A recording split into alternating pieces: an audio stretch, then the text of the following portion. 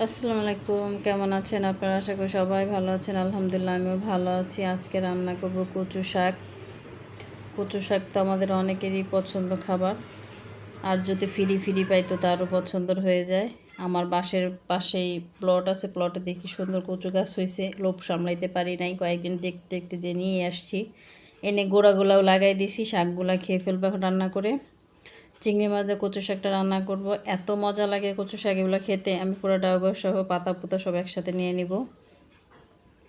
এটাকে ধুয়ে কেটে নিছি, এখন একটু লবণ দিয়ে সিদ্ধ দিয়ে দিব।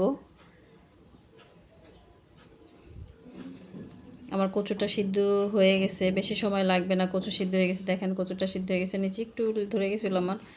যাই হোক, সেটা আমি পানিটা ছেঁকে ফেলে দিছি। তো এখানে বেশখানি রসুন, কাঁচামরিচ, পেঁয়াজ নিয়ে নিছি। ঝালটা আপনাদের পছন্দ মতন নেবেন। আমি এখানে তেল দিয়ে দিব। বড় সাইজের একটা রসুন নিছি আমি। কচুতে কিন্তু যত বেশি রসুন দিবেন তত ভালো লাগে খেতে, আর একটু মিষ্টি মিষ্টি লাগে, কিন্তু আপনার গলা চুলকাবে না। আমি যেভাবে কচু শাক রান্না করি আমার গলা চুলকায় না, খেতে ভালোই লাগে। তো এখানে আমি চিংড়ি মাছ দিয়ে দিচ্ছি পেঁয়াজটা ভাজার পরে। আপনারা খালিও রান্না করে খেতে পারেন। তো চিংড়ি মাছটা কচুতে দিলে আর কি টেস্টটা আরও বেড়ে যায়।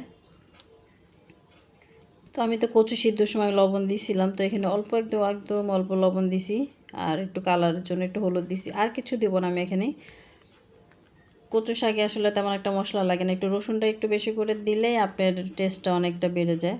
তো আমার সিদ্ধ করা কচুটা যে সিদ্ধ করে রেখেছিলাম একটু পানিটা ঝরাইয়ে, তো সেটা এখানে ঢেলে দিলাম।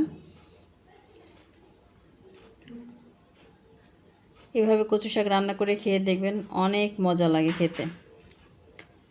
আমার বাসায় তো অনেক পছন্দ করে, বিশেষ করে আমি তো খাই। এটার উপর দিয়ে আমি হালকা একটু লেবু দিয়ে দিব।